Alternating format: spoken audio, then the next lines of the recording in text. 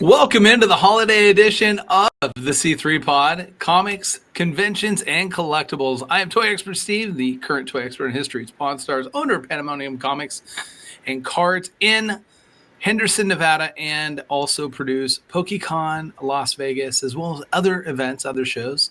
And thank you guys for joining us today. I have to tell you before we get started here, I loved the music for the intro. I just wanted to keep rolling. Like, I feel like that could almost be like the underbed for the entire show. But With that said, in the bottom right-hand corner, the executive producer of this show and the editor-in-chief of ComicCon.com, Mr. Erik Amaya is with us. Hello. Erik, how are you?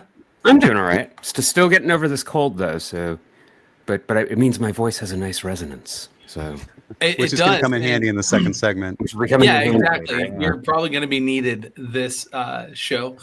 In the bottom left-hand corner is a guy that we won't talk about yet, but in the top right is from ComicCon.com, senior editor Brendan Allen in Bakersfield, California. What's funny? How are you today? There was no joke. What's cracking you up there? I don't get it. What am I missing here, boss? He completely missed the fact that I went to introduce Paul, but then skipped to you, and then completely, but it's okay. It's quite okay. Because Paul is here. I mean, you normally go clockwise. I was trying to figure out what your method was here, but I wasn't going to say anything because you always get mad when I talk over you. So I was giving you your chance to do whatever it was in whatever order you were going to do. So, I mean, it is.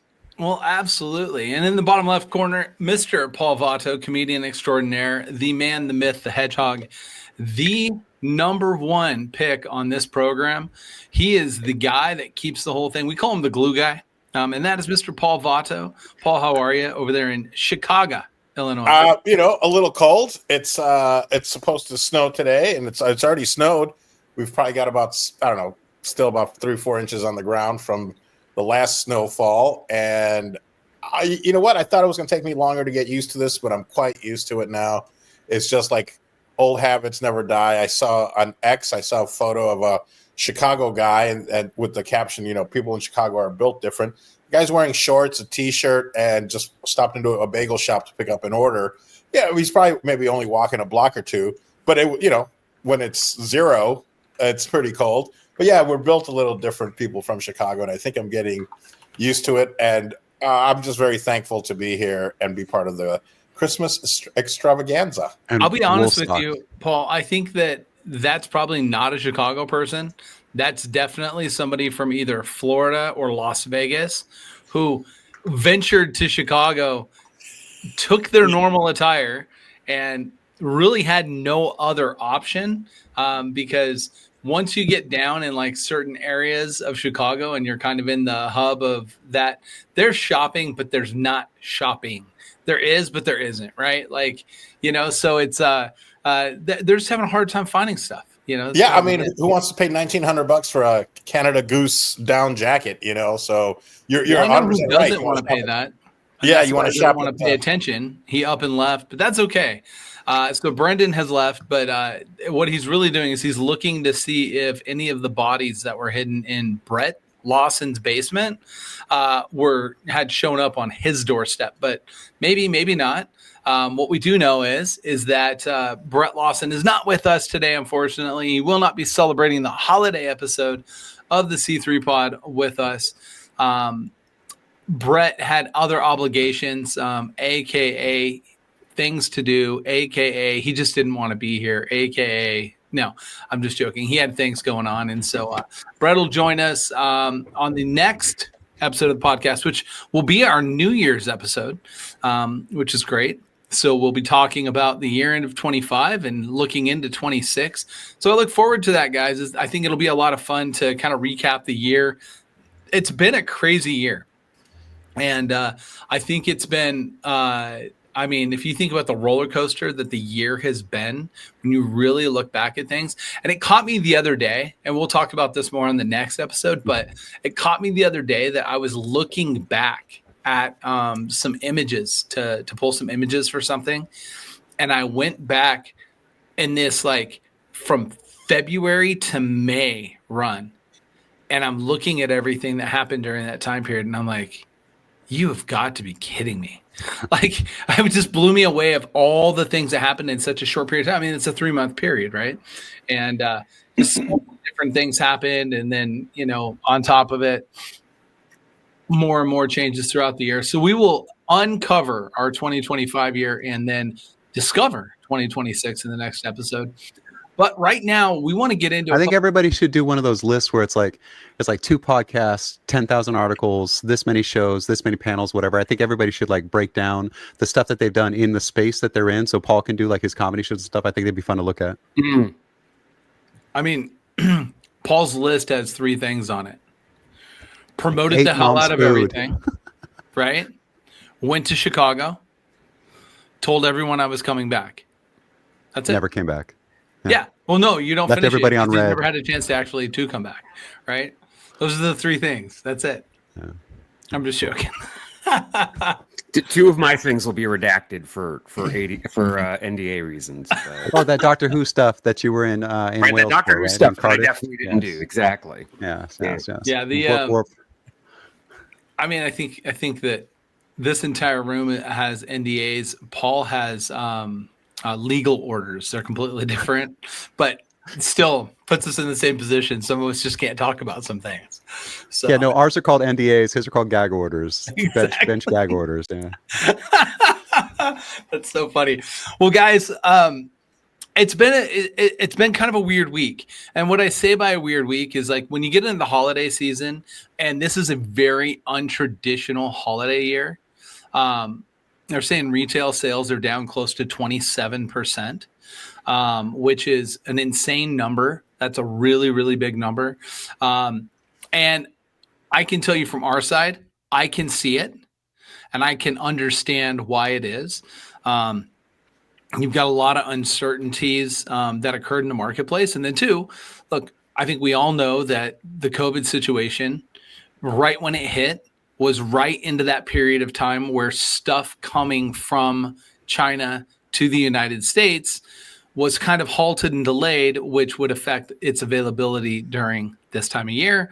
You're seeing that, and we're seeing some really, really unique things. And I know this wasn't really on our initial run, but I just wanted to mention this really quick, that we're seeing in the marketplace like these really crazy changes of stuff, right? We're seeing things where I think it might have been a Home Depot that had Christmas trees, and the prices on the Christmas trees had prices on them. And then they ran sales, right? And what people were doing is they were going up and they were peeling back the stickers on the boxes and revealing that the price on the box was the price listed for sale. And that the price sticker over that sticker was marked up. MSRP, right? Wow. Right.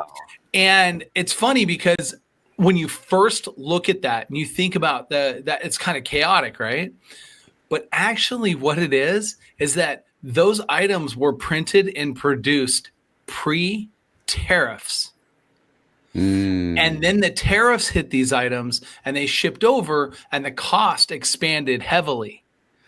So when this happened, what these companies did is they're like, okay, well, our price on this no longer is pre-printed on the label $199.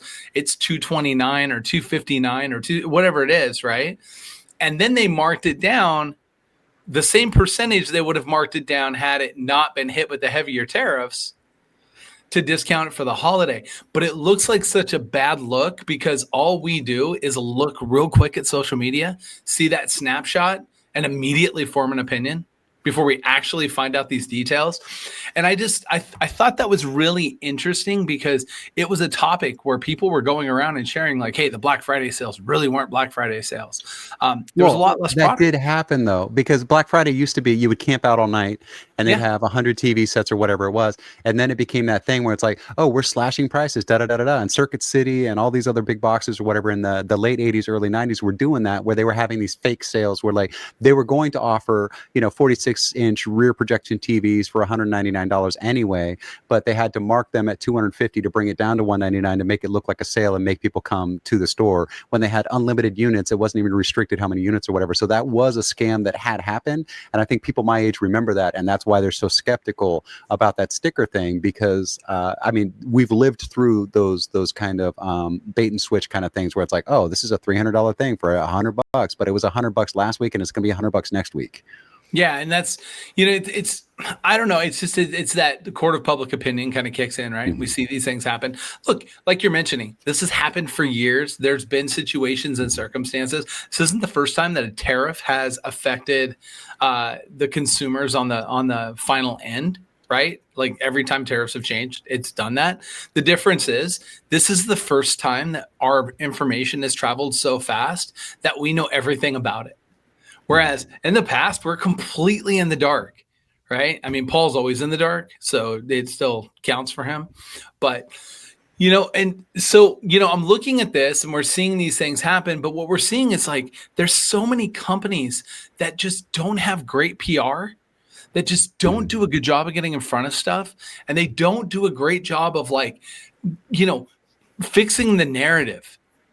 You know, and if they marketed that as we will pay your tariff, like mattress companies a lot of times will do, we'll pay your taxes or we'll pay you whatever it is. We'll pay the sales tax is a big thing that happens here in California, because sales tax in like San Francisco and stuff, it's ridiculous. It's getting ridiculous in LA County and stuff too. But it's like, you know, when they do that, we'll pay your sales tax, they get people out. If they said we'll pay your tariff, so the sticker price on the box is going to be the price, that would be a whole other like framing of the same situation. And, you know, I think there's a lot of different ways they could have gone about it. And the responses just haven't been there. These companies, they're like just staying quiet and not wanting to respond, because it's almost like, well, if we respond now, it comes back heavier. Whereas if you don't respond, it almost disappears. And I think that a lot of companies are handling their responses to, you know, moments and things this exact way. There's a variety of things that happen. We saw something really weird in the NFL this last weekend with the Raiders kicking a field goal at the end of a game that was inconsequential. It meant nothing except for it covered the point spread. And it was just a really weird moment. And we're seeing these things like amplified, and people aren't responding. The Raiders, they didn't respond. We just wanted to roll our field goal team out, take a kick. All right, next question. Like that's just kind of how these companies are responding and everything. And that brings me to PSA, right? So the top authenticator in sports cards, TCG, anything that has to do with cards, and they've gotten into the comic book world, right? They grade Funkos, they grade, you know, some other items, they authenticate autographs, they do all this stuff. They have DNA, which is their autograph authentication side.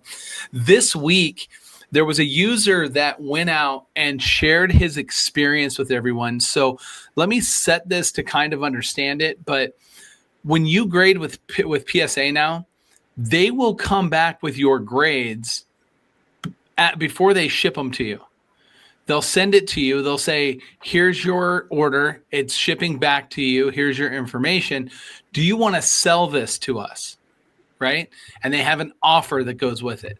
And the offer will sit above the card and it'll say, you know, it is. And a lot of times they're at like 85, 90% of market where people are like, grade your cards with PSA, sell them to PSA. And then what PSA is doing, one of the clips, we don't know exactly everything they're doing, right? We're not sitting in their room and know exactly what they're doing with every card.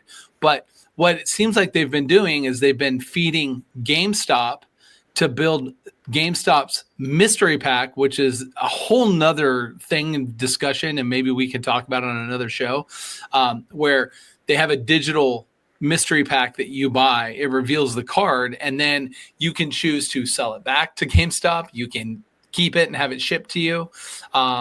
It's kind of your options, right? And they've got this, look, at the end of the day, all trading cards, whether it's packaged by the manufacturer, repackaged by somebody who makes mystery packs, whether it's the mystery pack that's at GameStop or our friends at Lava Packs, right? It's gambling. And that's what it is, right? We're gambling for these cards now. And whenever there's a money exchange like that, think of it. As soon as gambling got introduced, look, you're in Chicago, right, Paul? Who got involved with the gaming industry in Las Vegas? It was the mob, right? Of course. You got the mobsters involved. Wherever there's money, there's corruption, right? And so you're like amplified. But because our information travels so fast and so easy, it's simple for us to post something online. And if it has some factual backing to it, it will scale, and it'll scale quickly. That wildfire spreads social media faster than any other period of time that we've transferred our information. And the reason I say this is because what happened this week to this and this particular consumer who was grading his cards, he did something that's kind of frowned upon. So over the last year, people have been saying, if you send a stack, a group of the same card, right? 5, 6, 7, 8, 9 of the same card for grading, their graders are conditioned, and this could just be a human condition, right? They're conditioned to find the best one in that stack, and that's the high point, and then everything else evaluates against it, rather than each individual card being evaluated as the actual grade. Now, this is not a factual thing. I'm not saying this for facts. I'm not in PSA's, warehouse. I'm not there with their graders, but this is the understanding. And so people started to take these approaches where they would break submissions up and send single cards. If they had multiple, 3, 4, 5 of a card, they would make 3 or 4 submissions and only send 1 or 2 in a submission. And that way they could try to break it up and get a authentic grade to their card. So when they started this, they rolled this program out, this buyback program. Dude, everybody's talking about it. This is great. PSA is killing it. This is really going to keep us beneficial and all this stuff. And then what happened is this guy does his submission and he swears up and down that 99% of the cards he sent, he believes should have 10. He 100% like, I graded a ton of stuff. I sent, he sent a stack of this specific Sun and Moon, Pikachu, and Zekrom team up. And when he did it, he got all 9s back. And PSA offered the buyback. Well, he's looking at it and going, I'm at this point, I'm not going to make money off these things. I'm getting probably the best offer that I'm going to see on them. He sold a bunch of them back to PSA. Then he's doing a little research, just happens to look into it and looks into the registry. And if you notice here, there's a PSA 9 that's on the left-hand side. And it's got all the information on the card and everything. You can see the card there and all that. But if you go down right in the middle, just on the right-hand side of the label, it's got a number, ends with 908. Now, if you look at the 10 over on the right, it has the exact same certification number. So it appears as though PSA has changed the grade from the 9 to the 10 after the guys sold the PSA 9s back to them.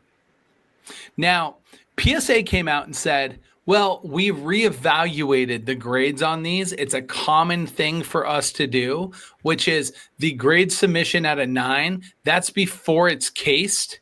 We actually have put that out there and said, hey, do you want to sell this back or not? Right. And in the case of this particular card, the guy had sold them back and then the grade changes. So it looks as though PSA has gone and upped the grade to a 10 on the cards that they bought back from this guy. And it's almost like, well, hold on. So are they changing grades like this on a regular basis? So PSA came out and said, no. We went in and we evaluated this and we changed the cards back to 10s, to change a bunch of them to 10s. I don't think all of them went 10s, but I think there was a handful of them, right? And the guy's pointing it out because you're talking about the difference in value. As you can see down on the bottom there, it says PSA estimate $36 to $63. They offered him the $36, I believe, is what he accepted on each one of these cards as a 9. As a 10, that card's almost a $300 card. Mm-hmm. That difference in value based on the perceived value of the grade is that great, right? It's literally almost 10x. And of course, the community is up in an uproar. And they should be. PSA is saying, no. We went and reevaluated it. So what they did with the guy, and he puts another post out, and he says, hey, PSA took care of it. They offered to provide all my cards back to me. They sent my cards back to me, and I got refunded my grading fees, and they took care of it, and they stated that it's common in their process to reevaluate the grades at the final step. But they didn't. They shouldn't be allowed. They shouldn't be allowed to give their own gradings is what's happening there. So if they're allowed to grade their own thing that they're selling, that's a conflict of interest. Just it's the same thing with the break packs, right? Where they're breaking cards and they're doing mystery packs or whatever. If I know what's in every mystery pack and I stack it to where you get a bunch of commons, then I'm just keeping all the rares and keeping all the ones that are going to make me money. So that's why they have a third party do the breaks and the repackaging to sell those mystery packs and stuff like that. It's the same thing. PSA should not be allowed to sell their own graded product in any case, because this is the kind of thing that's going to happen. So what they did is they're circumventing and saying, well, the buying process is for other entities. It's not us buying it. It's an offer that's coming from other entities for those items. Right. That's but how they still get a commission though. They still get a percentage. Right. But the look because they're the middleman. There's no way that they're not getting a cut. You have to think about this too, that they have, when you hit certain tiers where the secondary market value is X, right? They'll evaluate what that secondary market value is. And if it goes, then they have a premium that they add to it, right? So like if you have a card that you grade it and the value of that item is like $1,500, they're going to charge you $150 for the grade of that item, not the $24, $26, $30 that you initially sent it under that tier. Like they basically say, hey, we're taking a piece of the future action on this because we're the ones that are driving the market to that, which I already have an opinion on that's completely wrong, right? So the reason I bring this up is because obviously this is a huge black eye to the hobby. But more importantly, at what point are we going to hold accountability to PSA when they've been able to virtually run roughshod in the hobby space? They've been able to do all of these add-on fees, charge all of these. I mean, there was a card at the National. I remember what we submitted. They came back and they said they estimated that card would sell for $10,500, right? At the grade, the grade that it was at. And they charged, I think it was $350 upcharge for that card to do it. That card ultimately sold for $8,000. It didn't even get close to the $10,500 that they made market evaluation on. So on top of it, their market evaluation wasn't accurate. And I'm telling you that card sold after being listed at that market evaluation by PSA. Like no one was buying that card at $10,500. Nobody, right? It's crazy to think that they have that much control. They have that much say, and they're doing that. And then on top of it, in our world, they're also getting into comic books now, which makes you skittish. And we have to look back at the body of work, right? PSA was known for grading the Hannes Wagner that was trimmed, that ultimately had a federal investigation opened up on it, and a guy did time for trimming cards. Okay. And they were in a room, and there's a documentary out there where one of their guys, at least one, said, I don't believe this is as it is. I believe it's been trimmed. And PSA's higher ups are basically like, it's the most expensive and most important card in the hobby space, so we're going to grade it anyways. No denoting the label that it was trimmed, nothing like that. They didn't do anything like that. When you go back and you look at, that's where the roots were at, and they were able to survive and then grow and scale, and then here they are again in this situation. So what we're seeing is we're seeing a ton of bulk submitters who are kind of in trouble. And the reason they're in trouble is because they submit hundreds, thousands of cards to PSA for people. And then they've been running this buyback program for people where they're like reaching out to their customer and saying, hey, PSA is offering you X number of dollars for these cards. Do you want to sell them to them? Okay, cool. We'll sell them to them and get you paid. I've seen at least 2 bulk submitters that I know that are big bulk submitters. They may not be the biggest, but they're pretty good accounts. They have shut down taking submissions to PSA. Finally, I feel like the hobby is taking a little bit of a stance What's funny though is when you see these things and like, and you know, Brendan, I'll ask you about this first, but when you see these type things happen, and you obviously made the statements that they shouldn't be able to grade their own stuff and everything, like at what point is this really authentic to the actual grading, or is this just a cash grab and they're finding every possible way to try to scale up any dollar they can get? It sounds a lot like, you know, it's one of those things where it's like, this was the preliminary offer based on the preliminary findings or whatever, but it was already slabbed. It was already in a case. It already had a label printed. If they go back and they had to crack it to re-evaluate it. They don't evaluate it in the case. So my understanding is that they create those images as what the image would be before it's cased. But still, the offer at a 9 is not indicative of the actual product value that's there. They made an offer. They are going to make money off the commission at the very least. They're going to make money off of the sale in some way. They shouldn't be allowed to grade their own stuff.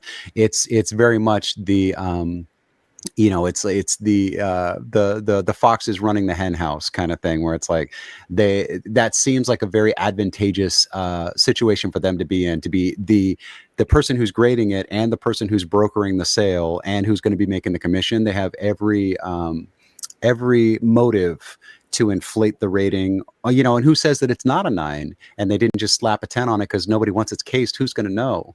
Because, you know, you're not going to be able to look at it, you know, the same way with the radiographs and the things that they use to check the integrity of the middle partition of some of those cards that they put in that are glass that break on the inside of the card once they've been played. Like, it's ridiculous.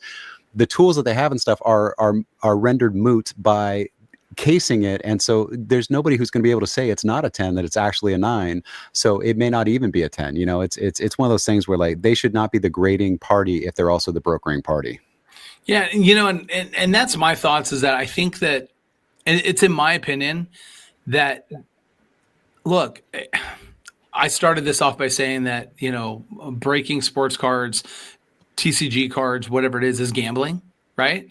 And honestly, where there's gambling, we have regulatory, you know, groups out there that regulate that, right?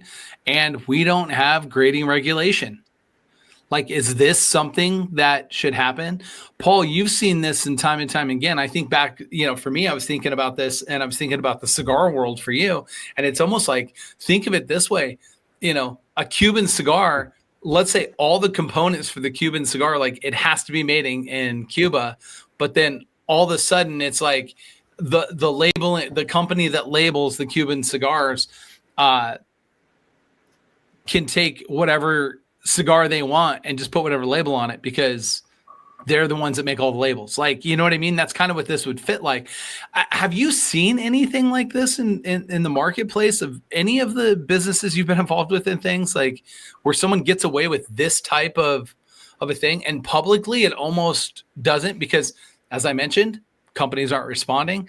PSA, they responded to the seller. There's not been any major public response from PSA with we're fixing this or we're doing that outside of a couple little blurbs. No, it's I don't think I've seen it because I don't think it would be allowed in any other place that has regulation. And of course, I mean, when you equate it to gambling, I mean, that is what it is. But as long as there's no gambling commission involved, you know, it can go unregulated. But and that is a great example with like Cuban cigars. If, you know, and it's been done before where people steal bands or somehow get the real band. So there's a real Cuban band, not on a Cuban cigar, you know. But then if you've got the people that are doing all that and regulating it and going like, yeah, it's a Cuban cigar, you know, who's to say that the dude who makes the bands is the guy who's selling the cigars or brokering the deal? Right. The printer of the bands is selling authentic Cubans. Yeah. So I don't think I've ever seen this in any other industry, regulating or not regulating. You know, they're basically trusted to regulate themselves. It's you know, the police regulating themselves, or you know, it's like, well, I mean, but that does happen. So let's not start that conversation. The police do regulate themselves, and they do it poorly. So yeah, what I will tell you is when you think about this from this standpoint, look, sports cards, have very valuable cards. They've become, sports cards, TCG have kind of become king of the collectible space, right? In doing that. But in the world of comics, the high-end comic still rules the roost when it comes to the highest end collectibles, right? We just saw, an Action Comics 1 break the record again, right?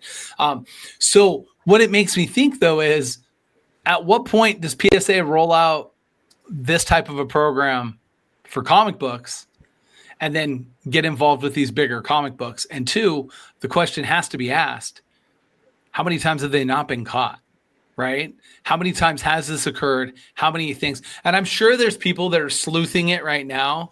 But the thing is, unless you're the one who graded, got those original pictures back and got offered that with those original certs, you're the only one that would be able to do what this guy did and go and match those certs up and see that they were under the same certification number, which brings me kind of the next question. And then I'll point this out, but is why, if you were going to do this and you were a PSA, would you not change the serial number, right? But the thing is, because if that cert then doesn't exist for the 9, if that card doesn't exist, no one would really know. But eventually people could look at a pattern and see that, hey, there's groups of cards that never show up again. And they're commonly traded cards, commonly moved cards, whatever it is, right? So at the end of the day, I think that people would find ways to figure it out and to be like, okay, where are these certs that are missing in a gap of submissions or whatever it is? It would be tougher to find, but it could be. I kind of half believe PSA here that they do, look at how they're graders. Look, graders can have a bad day. But I also think that on the flip side of it, that there's a lot of people that champion this type of thing as, oh, they said it was no big deal. So, you know what? They said it. It's got to be true, right? And I'll point this out because one of the biggest influencers in the sports card hobby is Jeff Wilson.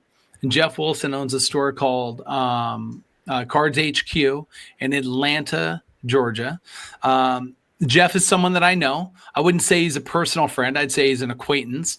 I have a lot of respect for Jeff in a lot of areas. I think sometimes that he says some things that are a little out of pocket or a little uneducated because he did come in during COVID as one of the guys that came into the sports card hobby after not being in it for years from his childhood and had a marketing understanding, built a big following and scaled himself up as an influencer quickly. So he put a post up on X, and I think we have that, Eric. Let's go ahead and pop that up there. And Jeff says, do you really believe that $1 billion company, PSA, would endanger their whole business by skimming a few bucks, by changing grades on cheap Pokemon cards that they bought back? No way, I don't buy it. That juice wouldn't be worth the squeeze. Here's my thoughts on this, right? Why are you trying to protect this when your seat as an influencer is to draw the information that's happening in the hobby and bring it to the forefront? You've chosen to make that what you do, right? He's got a pricing and evaluation tool that's an online piece that he has. He has some other things that he is constantly addressing and talking about. He's been involved in some areas of questionable things, and I'm not calling to action Jeff Wilson's things outside of there's been some people that he's gotten involved with that have ended up in not very good places. And then, you go full circle and look back and you're like, hey, the common denominator with these 4 bad actors, Jeff was involved some way, form, or fashion with them. That can happen just because he's so active in the market. But you have to start looking at this from surface and say, why would it be important for him to do this, right? So this post went up a day ago, right, in regards to this, and Jeff made this statement. Now, I'm going to ask you guys first, and Eric, I'll start with you. After you hear me discuss what has happened, where it's gone, and what it is, and then you see someone like this that's expected very heavily voice in the hobby to be someone that people believe, trust, and are going to go to, what do you think about him, now you see this response. Vested interest.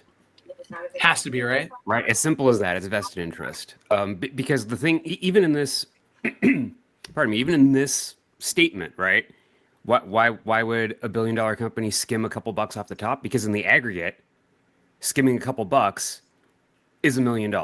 You know, it is a bottom line change. That's the plot of Superman 3, isn't it? It's the plot of Superman 3. Exactly. It's those half cents matter in the aggregate. It's so to act like, oh, it's just a couple bucks off of a bunch of common cards, is dishonest, and vested interest is always the motive. You know, and it makes you think, because Jeff has done a lot of stuff, a lot of work with PSA over the years. I know he's had some type of influencing deals over the year, whether he's getting a better deal on grading or whatever it is. There's been other companies that he's worked with too, so I want to be fair to that. He also hasn't pushed off other companies. He's always said, he's just simply one of the guys that said, your value in the hobby, especially in sports cards, it's not so much in in the TCG market, although it is, but not to the extent it is in sports cards, that a PSA graded card at the same graded value as other companies will hold a greater value. And outside of Beckett's Black Label 10, right? It doesn't, you know, they circumvent and hold a higher value than every other grading company. So if you take a 10 from PSA and put it against anyone else's card, anyone else's card is always going to sell for less. And sometimes it's, you know, as much as 30% and as little as 10%, but it still sells for more, right? You know, it's funny you say that, Eric, and I thought that you would probably have that type of a stance. And that's because right behind this, we'll call it tweet on X, Jeff posted another one. He shared one, and he shared something from PSA. And it's an announcement from PSA that follows just behind the day-old post that he did, that a new official PSA submission center is coming to Cards HQ on December 13th, making it easier for you to submit your collectibles for authentication. So he's in bed with them. And autograph services. So he goes out and makes this public statement and then immediately follows it up with, here's why I did that. Well, no, this one was set to auto-generate. He wrote this tweet like 2 weeks ago when he had the information himself, and then the other one was him actually tweeting, and so it was just coincidental it came out at the same time. But that shit happens a lot, and it's hilarious when it does. Back to the further point, or the previous point, though, you said, why would somebody counterfeit this? And it's the same reason, because when Honus Wagner was trimmed, everybody knew because it was a Honus Wagner, and they were all looking at it super, super fine-tooth comb. But the most commonly counterfeited denomination of bill in the United States is a $20 bill, because you can pay with a 20 for almost anything. You can pay for something $200 or $300 with 20s. Nobody's going to look at a 20 sideways, but a $100 bill, they absolutely are. A $50 bill, they absolutely are. And so when you sit there and you look at these mid-level cards, the $300 and $400 cards, that your average collector who goes out there is not spending $300 on every card. So it's one of those things where it's right at the price point where people who have the money spend the money, but they're also not the super experts on it. And those cards, because there's so many transactions in a day at the $200 level, they don't get scrutinized as much as the ones that are going to cost you 10 grand or 15 grand that you have to get insurance on.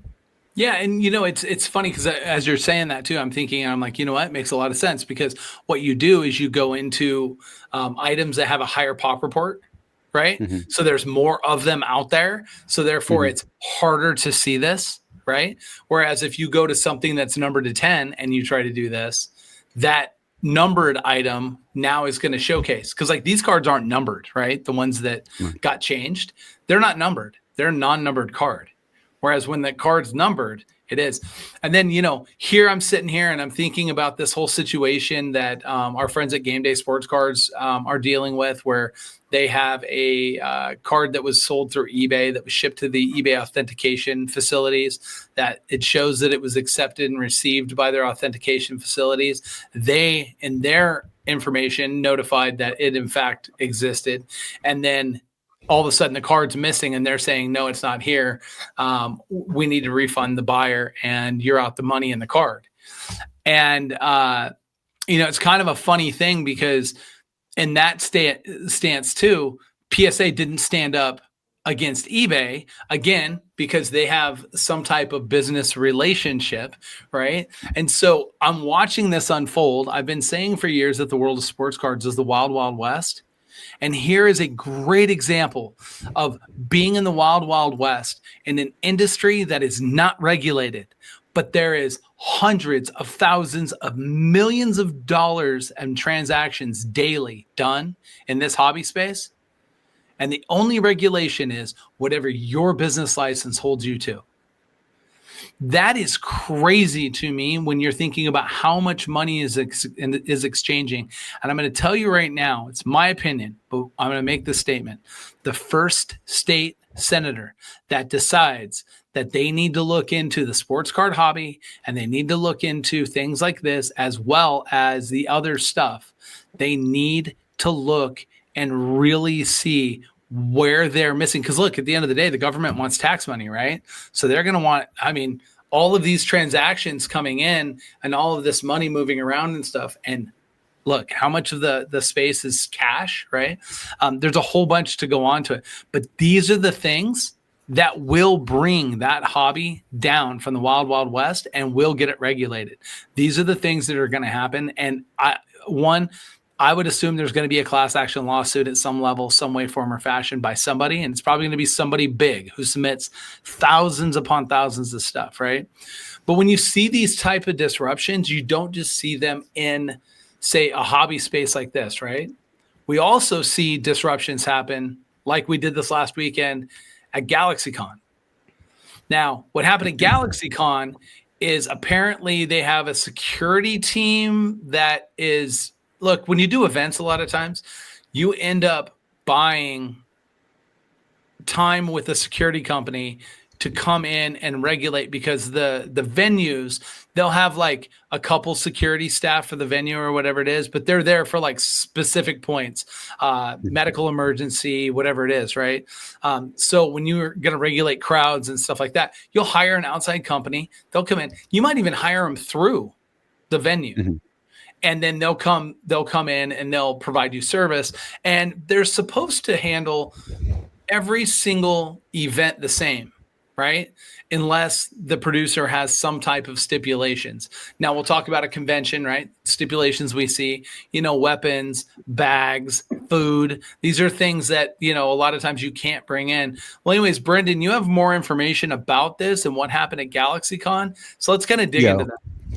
So I got to say, first of all, as the parent of a medically sensitive child, this infuriated me. I was pissed. I would be arrested at the gate. I promise you. So their response, and I'm going to read their response first, and then I'm going to say what happened. So GalaxyCon Columbus came out with a response, and their response was, we are aware of a series of incidents involving Allied Security, the security company that they hired, the security staffing company hired by Greater Columbus Convention Center for our Columbus event, and their mishandling a procedure regarding assisted mobility devices, medical equipment, and other medical necessities. We are appalled by reports of security zip-tying devices and confiscating medical aids and medically necessary food items.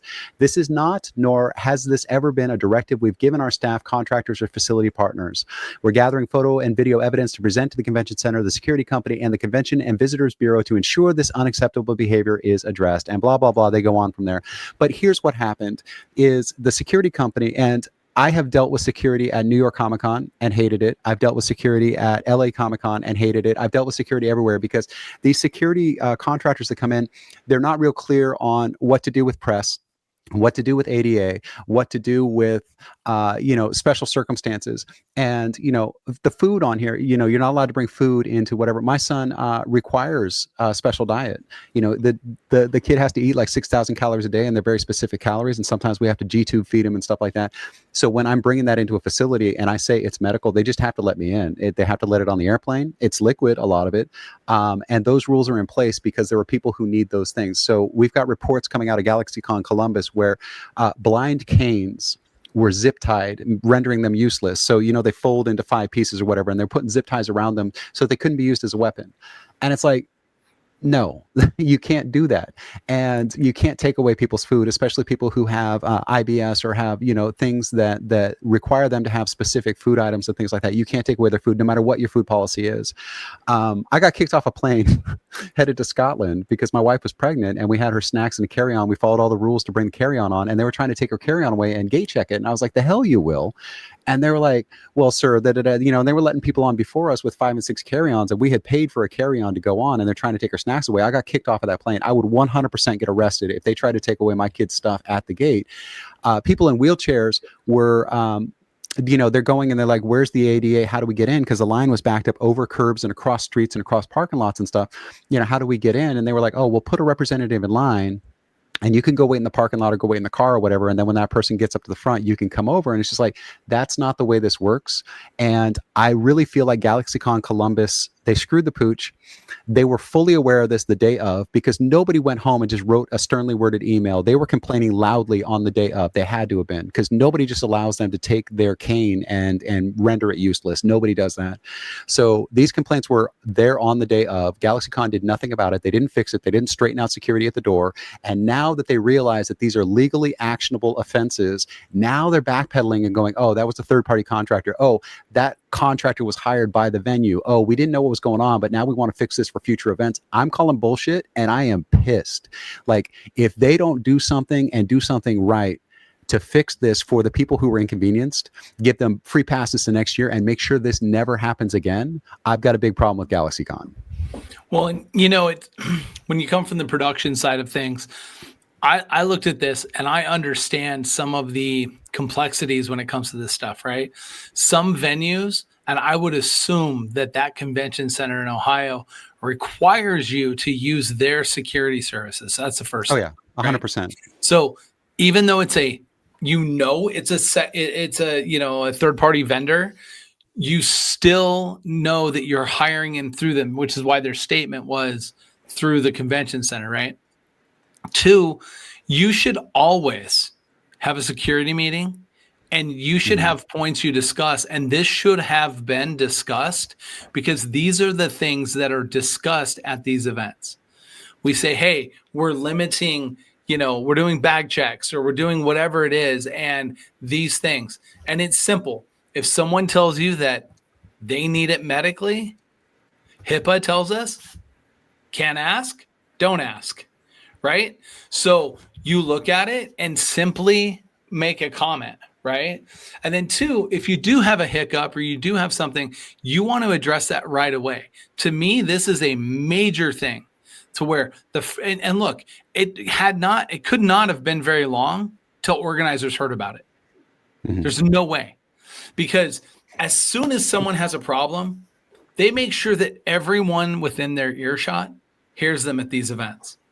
So you can't tell me that someone didn't get in an uproar or say something and they weren't aware, right? Right. It's just simply what they did is they deferred to security because they didn't want to deal with it. Whereas at my events, we go hands-on. Our team, actually, we have a order of, how we handle it, but our team will actually go through and we will handle every single incident like this with security. So we'll make sure we have a representative there. And the reason we do that is because we don't want to be in a position where we haven't had someone from show management there to deal with the situation and or no. And then finally, your team should be equipped enough to be able to handle some of these situations. Look, we have on our team at different shows. I mean, I can even point out, Brendan, you've been involved with our shows, right? Ex-military. I have I have police officers and other, service workers that have worked with us. We have a fire chief on one of our staffs for one of our, a couple of our shows. Like, we have guys that are on there that can help with situations. And I could tell you, we had a situation at a show a couple of years ago. We had a vendor have a heart attack on the floor. And that could be messy from a standpoint of like the PR side of it, right? You hate that happened with that person. Look, that could happen anywhere, whatever it was. Our team knew detail, points, blocking off visibility to the person, how we operated, how we got, medical service in and out, right? To where we had the least amount of disruption to the floor. Also made sure that we had the safest path and created the best possibility for them to provide service, to that individual. These are things that you should be forward thinking about and stuff. And this comes to a point though, and I'm not saying GalaxyCon because they've been around a while, but you have a lot of companies now that are coming out here and they're producing events and they have zero crisis response background or knowledge. And I hate to say it, look, this sounds like we're talking a bigger deal here than it really is. This is crisis response when it comes to this type of situation, because you cannot go and not provide everyone equal opportunity to, have access and to be able to participate to some level, right? You can't give everyone every experience, right? We have a ladies' night in an event and the guys can't go. Okay, that's just how it is. There's things where there will be stage events where people will get up on stage, and some of the, ADA can't get up on the stage, but we still allow them to participate from in front of the stage. That's actually right? a funny thing that happened at PokeCon, though, is that a lady came up in a wheelchair and she wanted to do the photo op, and we're like, cool, we'll bring the characters down there. And her husband was like, well, actually, she doesn't weigh very much. You're a big strapping guy. We lifted her wheelchair onto the stage so she could get up and do the photo ops, and then we lifted her down, and she's like, thank you, and wheeled away. But it's like, you've got to do something. If you can't get up on the stage, we'll bring the characters to you. And I mean, shoot, if you want to go for a ride and you're willing to sign a waiver, we'll live. I mean, because that's what we do to make sure that person gets the same experience that everybody else gets. And you have to do those things. And so, when you see stuff like this, and Erik, I know that you've been to a lot of events and you've seen this and everything, and you've seen things mishandled and you've seen things handled well and whatever. These type circumstances, though, they really put a black eye on the industry, right? Oh yeah, absolutely. Because I actually said absolutely for once, but absolutely. Because it's all about trust. Like even going back to the cart thing, this is all about trust. And as soon as that trust starts to erode, that's the beginning of the end for you. It may take 40 years, but that's how it plays out. But also, okay, from my experience with conventions, you have an ADA desk, you have an ADA line. Those are compliance issues, right? So for those to not be in place means that the convention organizers themselves didn't think it was an issue. See, you're not. Yeah. So to clarify this, because I think it's important. When it comes to ADA, there are requirements, but I'm not required to have an ADA line. I have to have ADA compatible line. I have to be able to provide, like Brendan was talking, when they're across, parking lots and stuff, if they're going to be sitting in an area where there may be traffic and it is harder for them to navigate away from that than someone else, then there needs to be. So generally what we would do is we create staging areas, right? And then we would stage a group in a certain area. That doesn't necessarily mean you get on the plane first, right? It doesn't necessarily mean you get in the show first. It just necessarily gives an opportunity for them to go. Like I recall in Orlando, we had a really unique setup where it was pretty tight, right? And the tight setup was we had Sting signing and we had created a corral to go through. And so when we went there, there was a stage. And so what we did is we created a gap in front of the stage, and we had people who were able to go and use the stairs, go up the stairs, use the stairs, and come across. If you had some type of requirement that kept you from being able to be on the stage, then we staged in front of the stage until we got 2-3 people in that group. Then that guest, in this case it was Sting, would come down, do photos, do their autographs, whatever it was, give them their experience, and then they would move on, and then we would continue the line. So what we did is we created exceptions for them to be able to participate. We did the same thing with strollers. So we're not just talking about ADA stuff, right? We're talking about these. It makes me think that and a lot of times I've seen this, that if this is the case, then were strollers abolished, right? Because if strollers were abolished, then that meant the parents are carrying the diaper bag and all the stuff and everything around and all this, like creating inconvenience to those people as well. I state this because as a producer, I do think that you do have a responsibility to answer to these situations and circumstances that arise. But I find that more and more these days, these event producers are just not equipped. They're not built with it, or don't have the experience to be able to actually execute these things. And it's the difference between, and I hate to say this, I'm not saying this about GalaxyCon, a professionally ran event or a fan ran event. Because a fan ran event, these things will happen. A professionally, that it'll happen and it will stop and it will be fixed instantly. right? Because there will be decision makers that will make absolute decisions. And that is one of the things that has been my responsibility for quite some years now. I am the guy that unfortunately calls, makes a decision, we move forward with it, and we execute it, right? And I have to be able to implement it and do it immediately. You know, when you do these things, it's unfortunate, and it puts a black eye. And here's the other side of it. If it wasn't GalaxyCon's fault, if GalaxyCon was sitting in front of us and they go, we had the meeting with security, we told them this, we did these things, like all of that stuff, that would be fine. But they didn't make that statement. I guarantee you, though, but I guarantee you, if whoever was in charge on that floor, if anybody with any rank within the governing body walked up to the security desk and said, "Hey, listen, guys, this is ADA and this is our policy and this is what we're doing," it wouldn't have gone down like that. And if they said this is a convention center policy, if they had said this is a convention center policy, I would simply have said it's just not my contract. See, but it's just not possible that it is a convention, because you've got concerts there, you've got these other things that are happening there. There's no way in hell that a blind man walks in with a folding red tip cane and they fold it up and zip tie it when he's there to see Brian Setzer Orchestra. It doesn't happen. Well, I mean, listen to the orchestra, actually. All right. We're only about 47 minutes over, and I'm very passionate about this. I could go on all day, but I think we do need to wrap. No. And definitely we will. But, you know, the thing is that I think we need a call to action this stuff. And I think that it's important that, you know, we don't need to be the Karens and Kevins of the world and out there complaining about every little tiny thing that we see. What we need to do is just look for those things. And I told my child this, and I'll tell every single person this: just look at a circumstance or situation and how you can be a provider to that situation to make things easier for other people. That's it.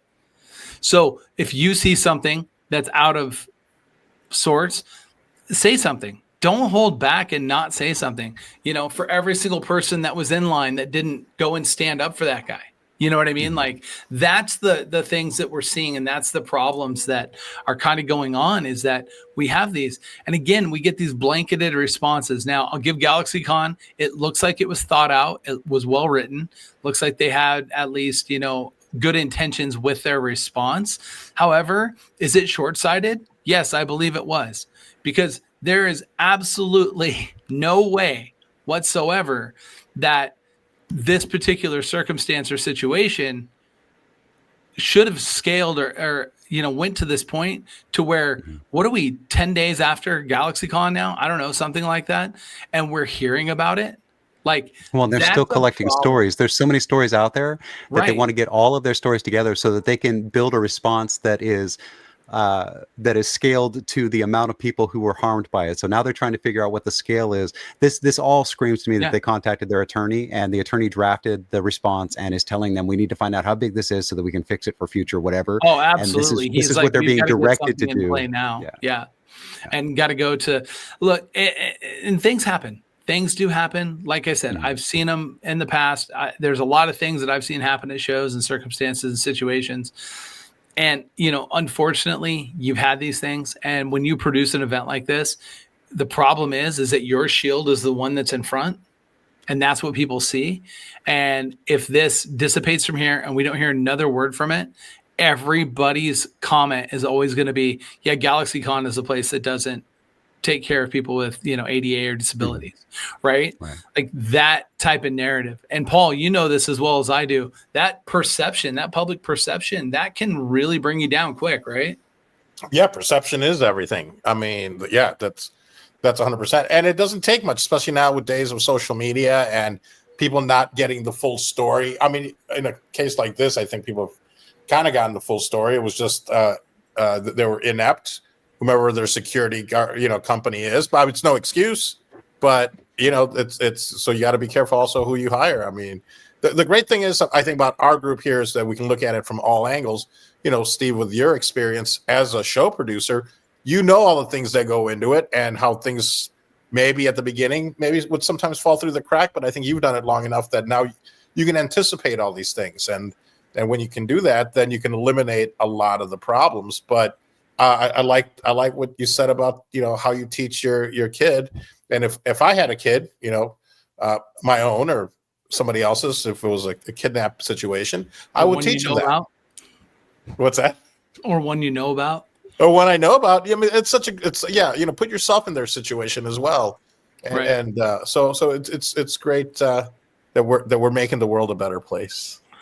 Well, hopefully GalaxyCon can get this figured out and wrap it up. We're going to be going to a break, but when we come back, we're taking it a little differently. We're going to talk about holiday movies right after the break. This is the C3 Pod. Peppermint Patty's the worst. Comicon.com, your daily comic convention online. Insightful reviews of the comics, toys, and games you need to know. Delightful chats with luminaries from around the geek spectrum. In print, on video, and everywhere in between. The show never stops on Comicon.com. Welcome back to the holiday episode of the C3 Pod. Of course, this segment of the show presented by our friends at Lava Packs, Hobby Lava, a mystery pack of trading cards, TCG, and coming soon, WWE, as well as other sports. Make sure you visit Lava Packs or hobbylava.com. Go by there. You can buy your packs there. Or if you're in Las Vegas, you can stop by Pandemonium Cards and Comics in Henderson. We do have 2 different versions of their Pokemon product available, but they also have Bo Jackson's Battle Arena and a whole lot more. So again, thank you to our friends at Lava Pack. Stop by and see them. They're actually doing for PokeCon, we're doing a trade night with Gameday Sports Cards in the Southwest here in Las Vegas on the 20th of December. And at that event, we're giving a gift, and we were kind of figuring out how, what gift we wanted to give and how we wanted to give it, because we're giving it to the first 50 people that attend trade night. And we came up with the idea that we would actually give away lava drip packs, which are their lower point of entry, mystery product. So we're going to have 50 custom mystery packs that we're going to be giving away. And they have a value anywhere from $6 to $60. And there's a single card in each one, and everyone's going to get a lava pack. The first 50 people that come are going to get a lava pack. So thank you again to our friends at Lava Packs. If you want to, something custom done for your business, you want to do something great for your employees, or you want to have some fun, you sell, trading cards and you want to carry one of the trading card projects, they'll work with you. They can make custom branding for you and put together the mystery pack for you. So it's really cool. So make sure you check them out. Again, our friends over at Hobby Lava and Lava Packs, thank you for your support of the C3 Pod. All right. We are talking about holiday movies, and I guess the way this is supposed to work, and I get, what? I'm not even going to explain it. Brendan, tell us about the holiday movie plots. All right, so there was a trend a while back, and it's funny. It's called movie plots described poorly, right? And so, for an example, The Wizard of Oz is transported to a surreal landscape. A young girl kills the first person she meets and then teams up with 3 strangers to kill again. Technically, that is the plot of The Wizard of Oz. So what we're going to do is we're going to take some holiday movies, and some of these movies, when you think about them and you really start to examine them, they're pretty horrifying, actually, in real life. You look at Rudolph the Red-Nosed Reindeer. Rudolph's born with a disability. He's kind of kicked around, and then when they realize his disability could be useful, they're like, oh, hey, but you can hang out with us as long as you're saving us from this thing anyway. So it's kind of like that, where we're going to look at some movies, we're going to describe the plot in sometimes a little bit misleading, but definitely true to the plot of the story ways. And I think Erik is going to throw on his best Mr. Movie Tones voice to do these. We're going to start out pretty easy. We're going to start out pretty easy, and we're going to get progressively more difficult. But we've got 8 holiday movies. They are well-known holiday movies. They are classics. Erik's going to describe them, and then you guys are going to try to figure out which horrifying movie classic he is describing. So the first one, Erik, please. Kid buys crappy tree, directs crappy play. Also, Jesus? Paul Vato was asleep. Oh, no guesses. Now I gotta think for a minute. Kid buys crappy tree, because I think that's important to this one. It is, definitely, yes. Okay. Yes. Charlie Brown Christmas?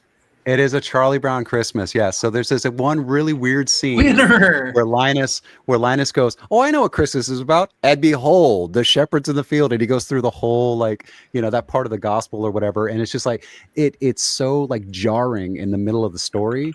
And then they just move on like it never happened. And they're just like, oh yeah, but be happy at Christmas. And so it's a great movie, but I think that a lot of people are more nostalgically, is that a word? I think they're more inclined to it because of nostalgia. rather than the actual plot of the story, because it is very choppy. And when you're watching it without commercials, we talked about this before, it's made for TV. The commercials really break it up. And so when you're watching it without commercials, it's funny because the action doesn't flow. So I think it's much better to remember it the way that you saw it when you were a kid and to share it with your kids or whatever. But it actually, the whole movie doesn't make a whole lot of sense, but I still love it. Or you could do what Eric does and make your own commercials and insert it in there. So when you show your family it, it's and all of a sudden the comiccon.com ad runs, or, whatever. That's what he does. But, the Comic-Con ad just runs 5 times and then you go into the next segment. Oh, by the way, that's 1-0. That was a softball, by the way, and I can't believe that Paul sat there staring at his screen. I mean, it was kind of a softball. It was easier, but also I don't think it was that easy. But I was the kid in crappy Christmas tree. I was just like, what had a crappy Christmas tree? And I was like, all right, so the second one here. Go ahead, Eric. All right. An office Christmas party ends in many, many deaths. Oh, Die Hard. Yep. There you go. I was going to go there.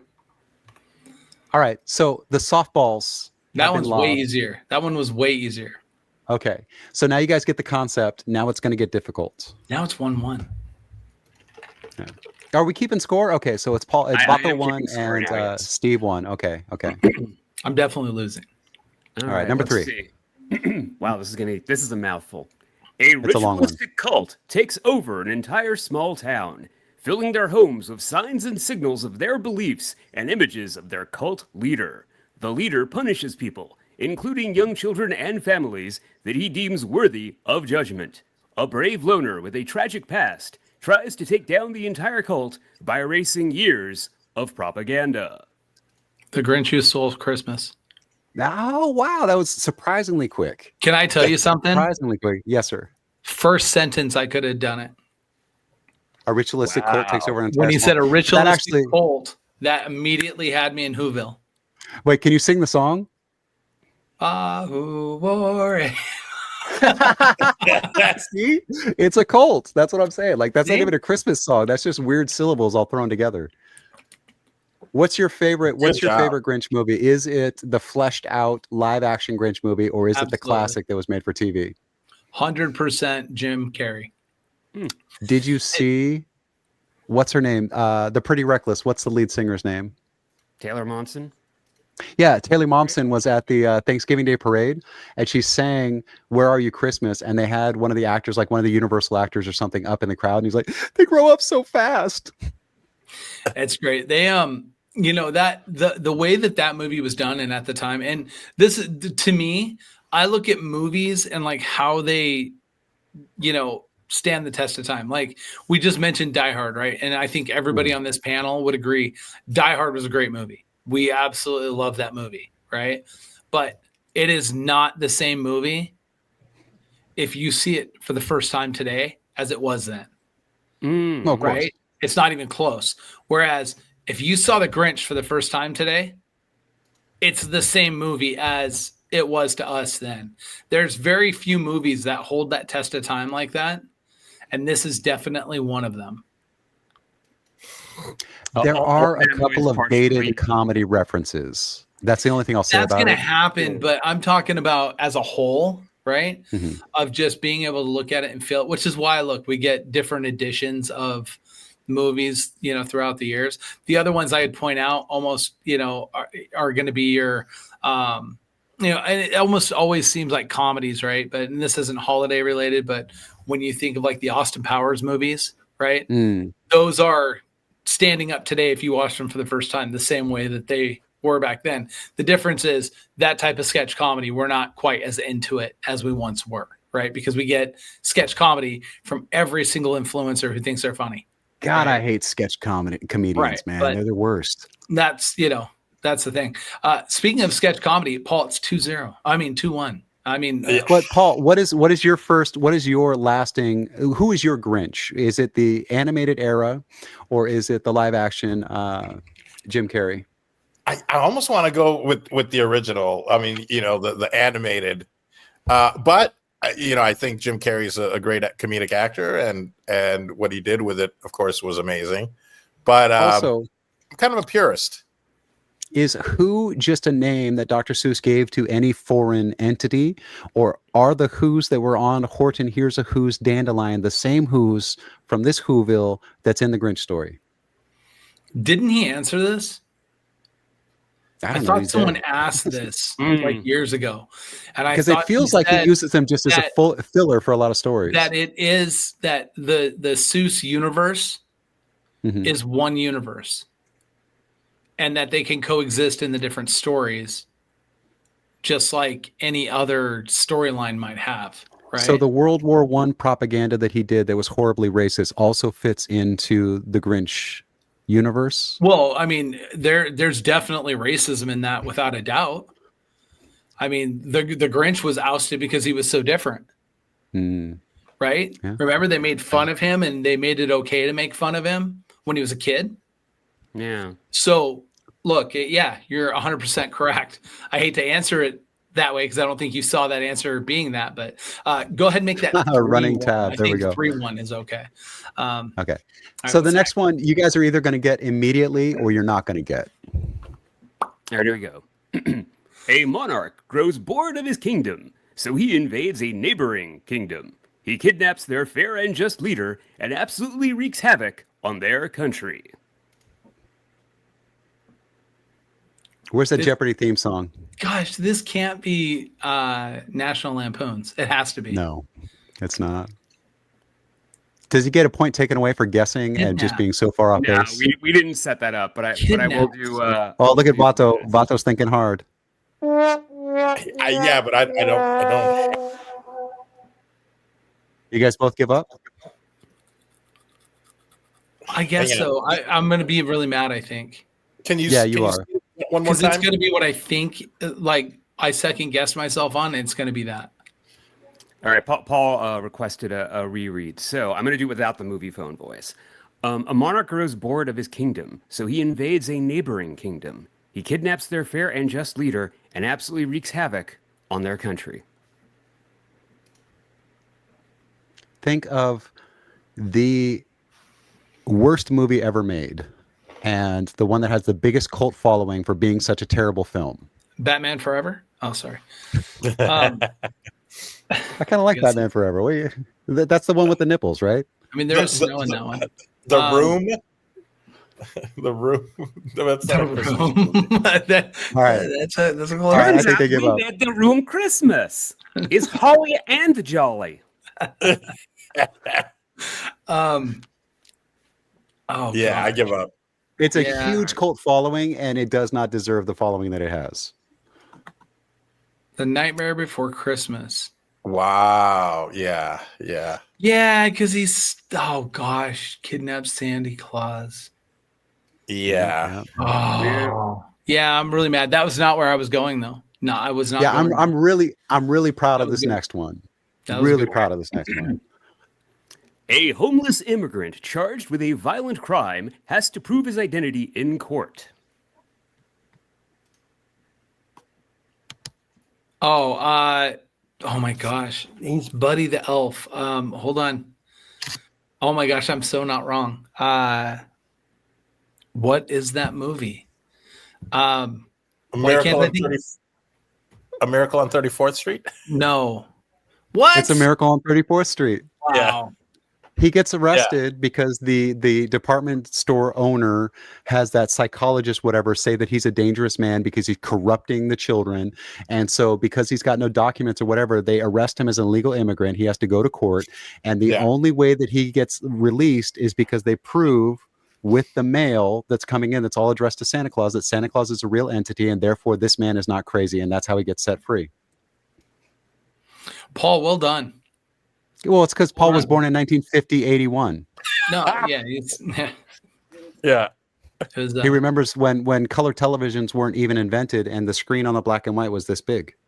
That's where he saw it for the first time. 81 AD. Is that what that is? I said 81. Yes. Yeah. Cool. Good job, Paul. That's a good job, man. Paul, that was impressive. Well, I'd actually give Paul 1.5 for that. So I'm going to say this next one is the one I could not guess. Okay. This is the one that You're I the read movie like guy. 5 times and could not figure it out. And you're the movie guy. And I'm the movie guy. Dead-eyed children from all over the city are abducted in the middle of the night and trafficked to a sweatshop on a remote island.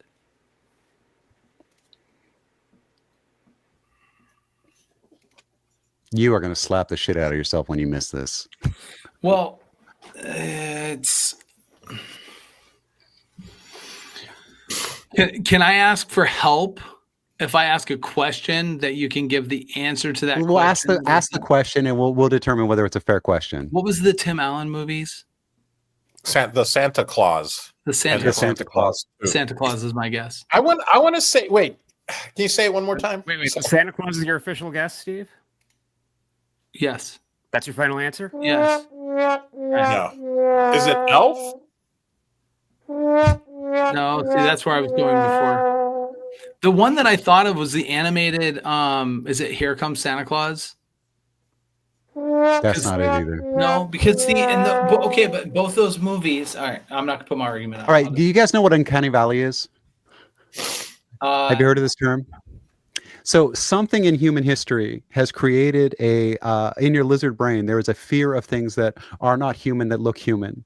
And so that suggests that somewhere in human history, something existed on this planet that was almost human, but not quite, that really was going to harm us. So we have to have a fight or flight. This movie gives me such Uncanny Valley. It's ridiculous. Like, I can't watch it because the animation is so bad. The animation is so bad that it's almost human, but not quite. They don't emote right. They don't talk right. They don't move right. They don't look right. And they're dead-eyed little creepy children. Yeah, go ahead, throw it up. Polar Express. Oh, yeah. Dead-eyed children from all over the city are abducted in the middle of the night, trafficked to a sweatshop on a remote island. That remote island is the North Pole, ladies and gentlemen. Yeah, well, I know, but see that both, like in the Santa Claus, right? The kids go back with him and work in the workshop with him. Nah. Yeah. These kids are pulled out of their warm beds by. Oh, and the other thing, that hobo on top of the thing, whatever, that dude is death. He's got a bag full of children's bones that he's warming himself by the fire and eating and gnawing on. Yeah, okay. Next up. A man is forced to come to terms with a family fracturing event by fracturing another man's skull, committing an act of manslaughter in front of his child. He then robs the corpse and steals the dead man's identity before using an army of slave laborers to break into countless people's homes. God, if you hadn't just said the Santa Claus people's homes, that was a good one. If you hadn't just been talking about Santa Claus, I feel like Steve would not have remembered it because I told him the Santa Claus 1 and the Santa Claus 2. Well, because he couldn't even think of the title, right? No, I couldn't remember the title offhand, but immediately, again, that was off of. But if he had just said that Tim Allen film, we wouldn't have given it to him, right? Because that could have been Buzz Lightyear. It doesn't matter. The first, doesn't count. Oh, are we gonna have to do a tiebreaker? Shit. Paul got a half point. I'm joking. We'll split it.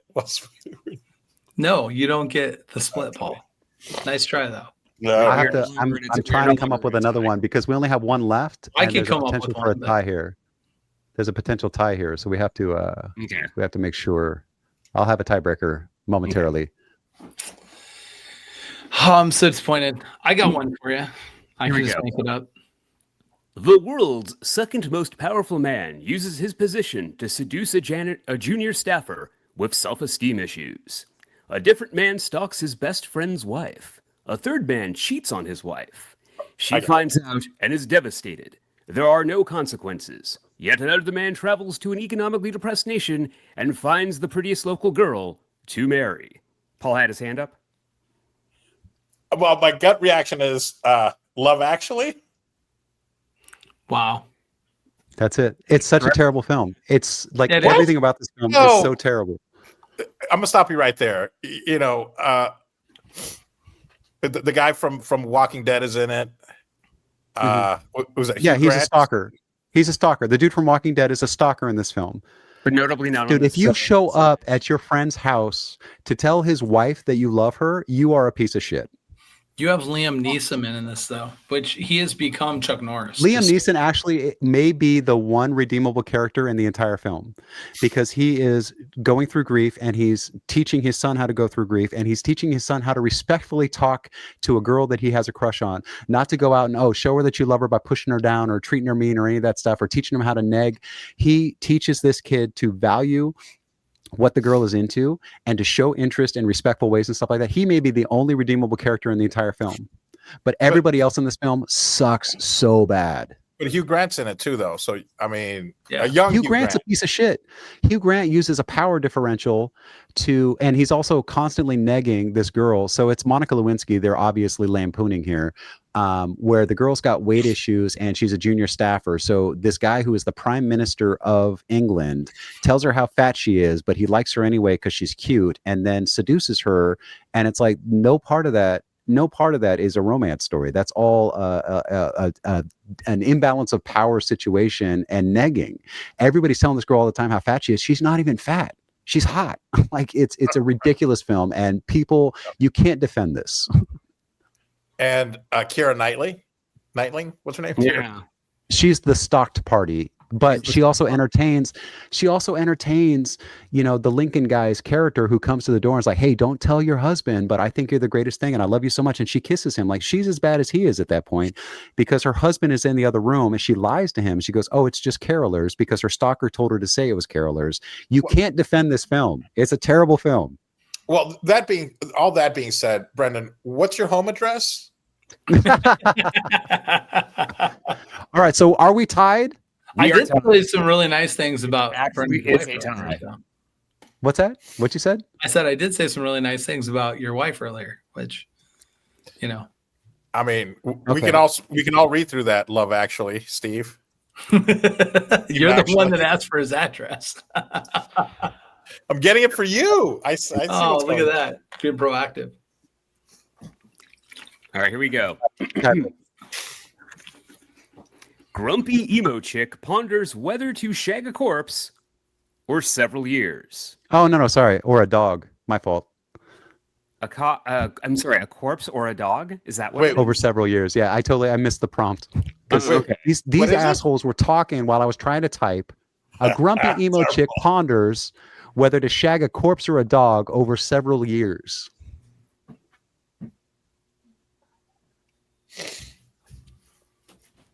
Eric got it. I saw the moment of recognition. Is that a Christmas movie, or are they Christmas? No, this is not a holiday film. I had to write the holiday ones. Yeah, see, that's not fair. Okay, here's another one then. Let's try this one. You ready? This one does have some holiday elements in it, I believe.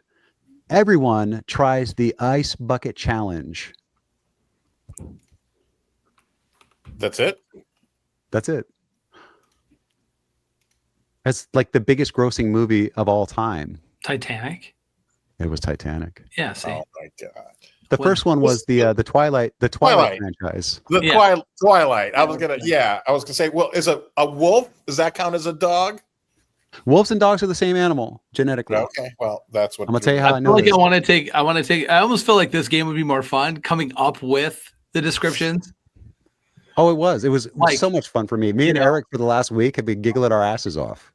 But hey, genetically, dogs and wolves are the same animal, because so you can take a Mastiff and a Chihuahua and you can breed them and they will produce offspring. If it's a Chihuahua producing the offspring, they will die because the skull of the Mastiff won't go through their pelvis. It'll kill them, but they get cesareans. Anyway, any dog can mate with any wolf and create a wolf dog hybrid, and then their offspring can also create offspring. When you have a situation with like a donkey and a horse, they're close enough that they can make offspring, but their offspring are sterile, so they can't have offspring themselves because they are not the same animal. They're close enough to make offspring, but their offspring can't have offspring. Dogs and wolves can mate, and then their offspring can mate and make more wolf dogs. So they are genetically the exact same animal. Is it possible, I'm just throwing this out there, is it possible for a human to mate with a hedgehog? Well, I mean, I'm not to tell tales out of school, but we always assumed that's what happened. Correct. You are correct. That's funny. So here's our official score. What? Oh, okay. Yeah. Okay. Winner. Just managed it. Yeah.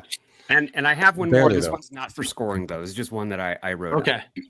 All right, let's hear it. The black sheep son of a prominent local family plotting his revenge gets caught up in an election scheme. This is a Christmas movie. Caught in an election scheme.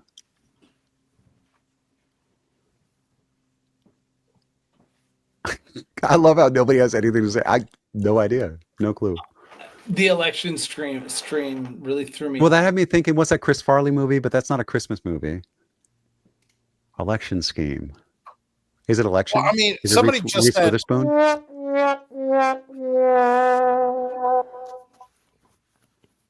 Nah, It is not. No. Okay, so well, the game is over. You can throw out some hints. Okay. All right. Election? So, it's what now? Election? I said election. That's a Reese Oh, Witherspoon you movie. did? Oh, I'm sorry. I didn't. Erection? No, it's not that either.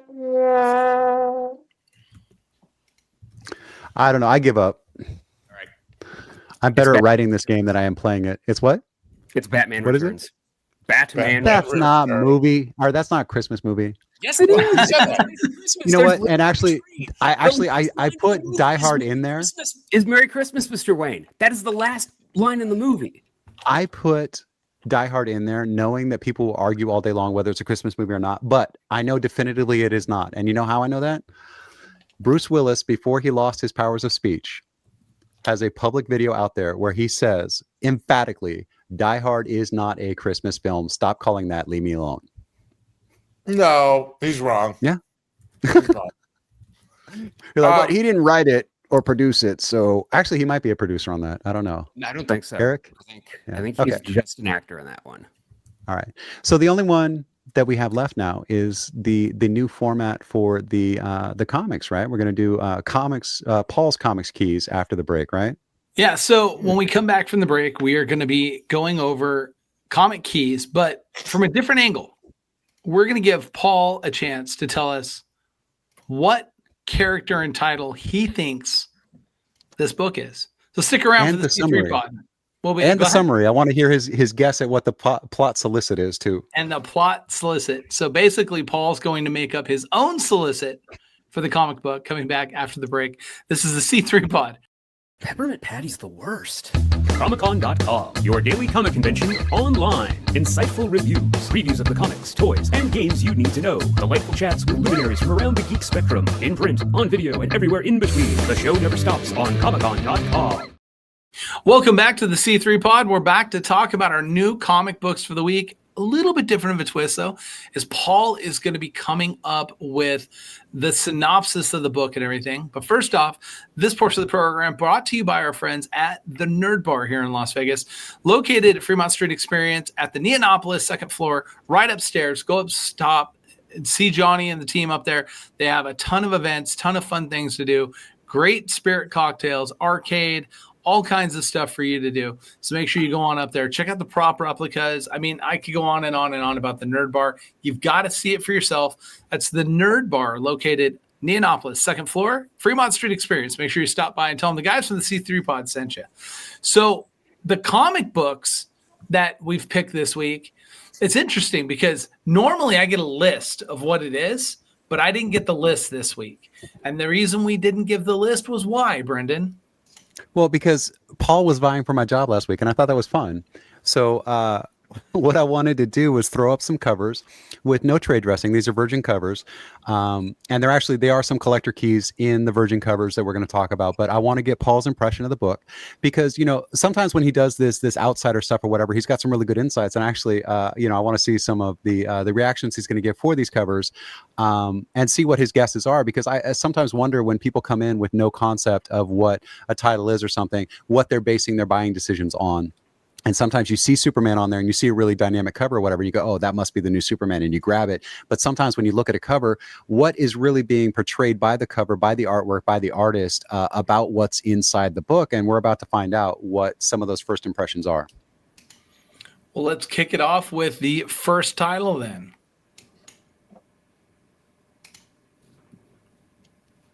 Do I just Mr. go into Vato it? is rendered speechless. Yes, sir. Go. Well, this one's obviously from Never mind. And this beautiful artwork with lots of imagery, including a pussycat on the cover. Now, either you're showing it to me upside down, or that's the way it is meant to be displayed. So, we have fallen angel in a very submissive pose, along with her kitty cat exposed right there. I think touching one of her wonderful assets. So if this is AI, kudos guys, just to screw with me. But if this is a real comic book, I'm buying it, but I might wrongly display it upside down. This is one of the new offerings from 69 Comics. All right, no, this is actually Black Cat number 5, and what you're looking at here is the 1 of 50 incentive cover by Ben Oliver. And this one is Black Cat, jailbound, trapped and out of options. Black Cat has one last desperate play to make. Friends, enemies, public opinion, they've all turned on her except for her one ride or die, who may just be the key to righting this sinking superhero ship. Guest starring everybody's favorite redhead. This is the Marvel Universe. Who's everybody's favorite redhead, Steve? Mary Jane Watson. Yes, sir. Yes, sir. So the A cover is right here. That was actually my second. That was going to be my second guess. Yeah. Oh, I know it was on the tip of your tongue. I know it was. Yeah. But the cat. Okay, yeah. Tongue. Right. So the big comics keys on this one are the cameo. It sounds like Mary Jane. That would be my first guess as well. But that variant cover that we popped up at first, that's a 1 in 50. That means the retailer has to buy 50 of these A covers to get the opportunity to buy one of the other ones. So if you want that art cover, which is a great cover to go and get signed at a convention or something like that, you have to either set it up with your retailer, your local comic shop that you want to get it, and you're probably going to pay 3 to 5 times cover price to get those incentives. So, and as you can see, the homage to 69 right there as well. You know, it's funny when you look at that. Do you know what number's not prevalent on there? 67. 67. Yeah. And did you know that In and Out just removed 67 from their order numbers? Because kids would hang out in the In and Out lobby. They'd hear order number 67 and they'd stand up and cause a ruckus. Yeah, I'd throw them out. Yeah. The sexy cover thing is a real collector component of comic books. There are people that just collect the sexy covers. It's ultimately what's made J. Scott Campbell who he is. And, Black Cat, Mary Jane are two of the leaders in the clubhouse when it comes to these covers. On the other side, it's Harley Quinn, right? And then I guess Power Girl are probably the 4. Yeah, I was going to say Catwoman, but Power Girl actually is probably the right. Power Girl. What's the one that Wendy Pini used to, the Dynamite title that Wendy Pini used to cosplay for them at their booth? Red Sonja. Yeah, Red Sonja is another one. But Red Sonja is intended to be that. There's a couple, like Angela from Spawn is intended to be that. There's a couple of comics like that, but the sexy comic book cover is a real thing. I don't like the face on this cover. Whereas I thought the other cover was done pretty well, maybe a little more detail to the hair, but I could kind of see what they were going with that whole. I like the way this is almost a virgin cover because they took the trade dressing and put it on the booking plate. Yeah, and I like that they took it and turned it and made that perspective on it because it doesn't take away from the art at all. This is a very well done cover, and the trade dressing on it is not distracting at all. Yeah, no, absolutely, and this would be a very, very good cover.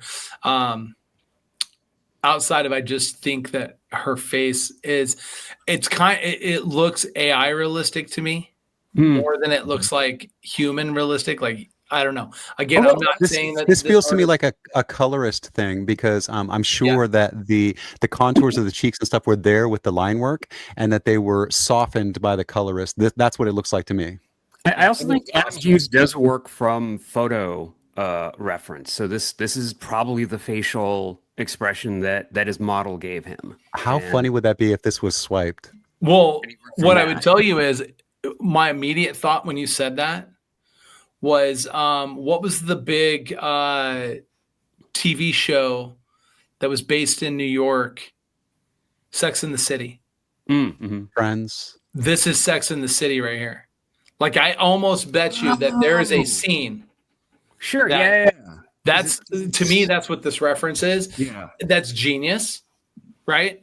Because if that can pull that type of reference into people's minds, it could be a big cover. And what's funny is the female comic collectors do have a tendency to collect the female-based comic book characters a little heavier than. Am I also reading this right? That she's 78 inches tall? That's massive.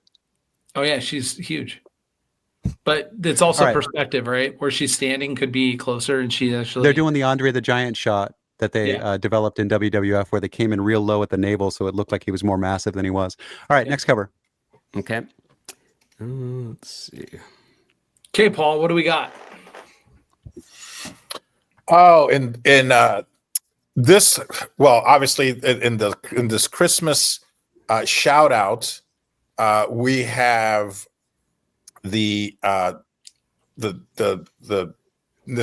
the parody of the X-Men, the Y-Men, and they are all they try to steal the Christmas gifts in this issue, but things did not quite work out. When they try to put the star on top of the tree, it just was total chaos because Professor Y Xavier was behind this chaos that was happening. And as you can see, obviously, the virgin cover. So you're going to have to buy, and I can't remember if it's 25 or 50 in order to get this virgin cover, which is great for autographs, as we all know. So I would strongly recommend you pick this one up. And it's the colorful surfers, not the silver surfer. But and this is another great offering. For an 80s kid, I'm so amazed that you don't recognize one of the biggest shows that was on Saturday morning cartoons in the 80s. Thundercats? That's Thundercats. Oh! So this is the Thundercats Holiday Special 2025 number one. The one cover, so Sebastian Perez did both covers, obviously. The other one is the Virgin cover. This one is one of those ones that's made for the trade dressing. So on the Virgin cover, basically, you've got some spots on there, some extra spots to sign, but the regular cover also has a bunch of spots to sign. So it's just one of those things where I wish there was more art on the Virgin cover, not just obviously made to go in the space underneath the heading. But the Virgin is a 1 in 20. That's the cover H. And they're doing it as blind bags. So each mystery blind bag contains 2 separate copies of the issue, both of which are exclusive to the blind bag, 1 blank Authentics edition and 1 of 5 unique cover art editions. So those blank covers, you take them to an event and you get Sebastian Perez or you get somebody else who's associated with Thundercats in some way to do a remark on a blank cover. So you get a sketch. It's the comic book. It's also a sketch. And so you have a little added value to that right there. But very obviously, this is the Christmas special. I'm not going to read you the 900-word description they have here. It's Christmas stories. Ed Brisson is working on this with Fabio Gallo. And then they've got Sebastian Perez, Robert Quinn. A bunch of folks put some effort into these books. And they're doing the blind bag treatment with this. So you could get this cover and a really special one, or you could get this cover and the one that you just saw. But 2 copies come per bag, and it's a blind bag situation. I'm going to say something that's probably going to be an unpopular opinion, but it's 100% a cash grab and nothing else. Oh yeah. And the reason being is because when you tell me that you did a blank edition of this comic book, why? Why do I need a blank cover of the Holiday Special 2025? No, you got to say it the right way. Holiday Special 25. But I just don't understand that. Like, if you're going to do something like that, add a little value, give me 15 comics and mix them as one of 15 covers, not do 4 covers and then go, we want to make our blind bags. But if they did a blank and there was a like a golden ticket that went with it that you could mail off with a request for a sketch on the cover or something like that, that's another 100%. If it was if we're doing a signing event and you can get the cover, you send it, you get a discount on your signing, and we grade it. Okay, sure, I'm in. But that has nothing behind it like it. It's just simply we took the easy way out. We're printing the amount of books that we need to print. The sales probably aren't going to be great on them. So we're going to product dump to you 2 books, and we're going to give you a blank cover because you're going to think that that's going to be something for you down the road. People are not going to want to buy this remarked as a cover, like, for anything, unless, like, someone does a remark of one of the Thundercats decapitating Santa Claus or something like that. You know what I mean? Like, it's the only time that you're going to see something is when it's like a really egregious cover, or Paul stick figure drawings. Sorry, I need to. So I'm really very curious to see what Paul comes up with for this next cover. Well, yes, this is not necessarily it's a holiday special, but in space, and that clearly is Black Panther, and but he's morphed a little bit in this series. He's morphed with Wolverine. And he's been cast out into space, and he's got to figure out a way to get back to Wakanda to set things right. In this Virgin cover, again, 1 of 50. Real quick, that is shockingly accurate, by the way. Seriously, it's funny, but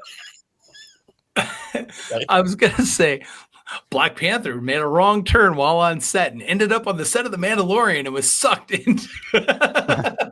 So, I mean, it's a bizarre concept, but that is so the first one we're looking at is the 1 of 100 Greg Land Black Panther Virgin variant. So Greg Land did that 1 of 100. So that one's going to cost you probably a good 8 to 12 times the cover price because it is so rare.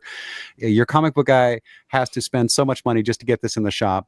But it's Black Panther Intergalactic #1. And the concept of this one, I don't get. But the Intergalactic Emperor of Wakanda, T'Challa, the King of Wakanda, faces the challenge of uniting all of his kingdom on Earth and in the stars. Before he can begin, though, someone or something steals him away to a mysterious planet where the Black Panther must fight for his life.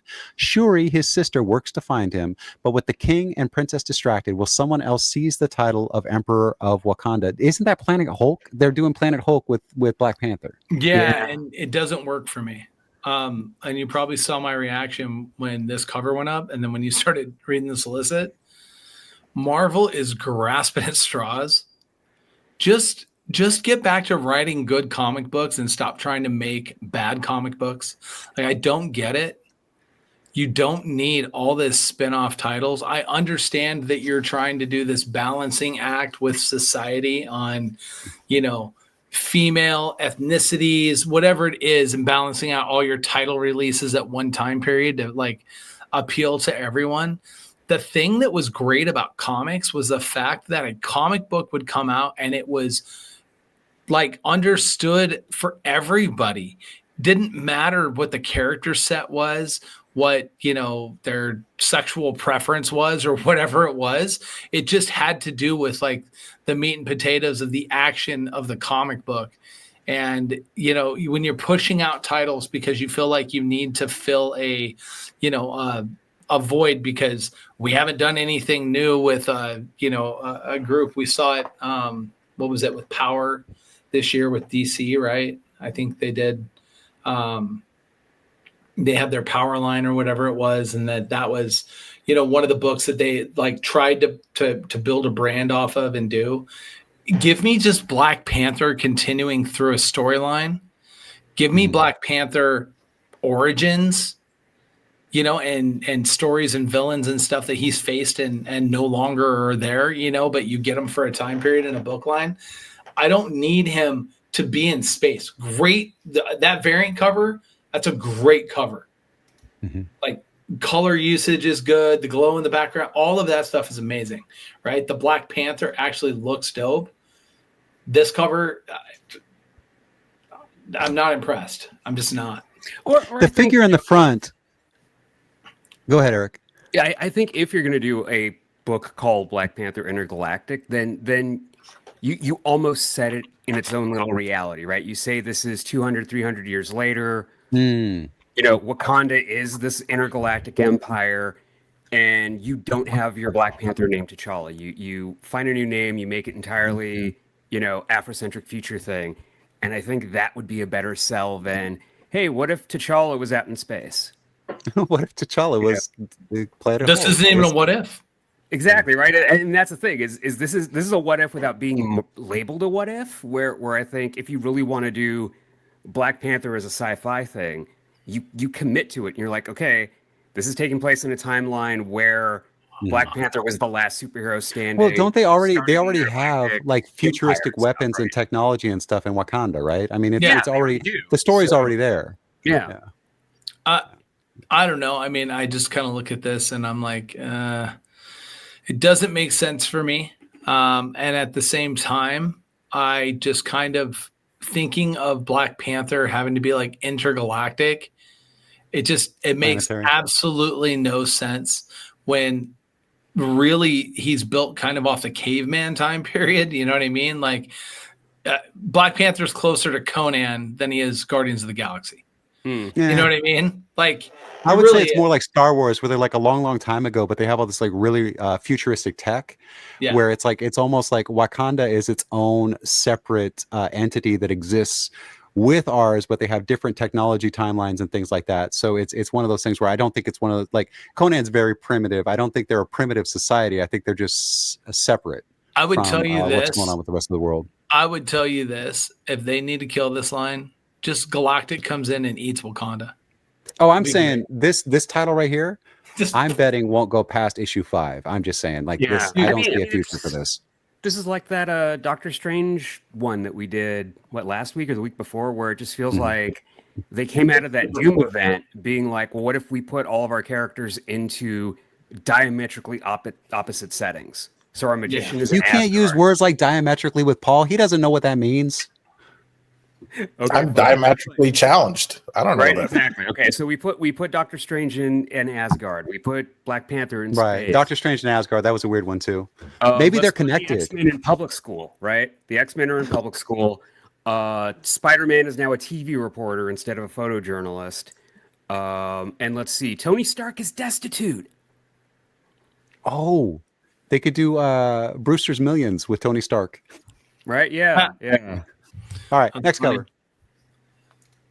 cover. all right, Oh, Paul. hey, you got the wrong one up. That's the wrong one. Cover the corner. Cover the corner. Paul's trying to read That real was, quick. that was supposed to be a virgin. Never mind. Go ahead. It's well, fine, this is Paul. what I got. So Well, pretend it's the virgin cover, Paul. Clearly, this is Amazon #1.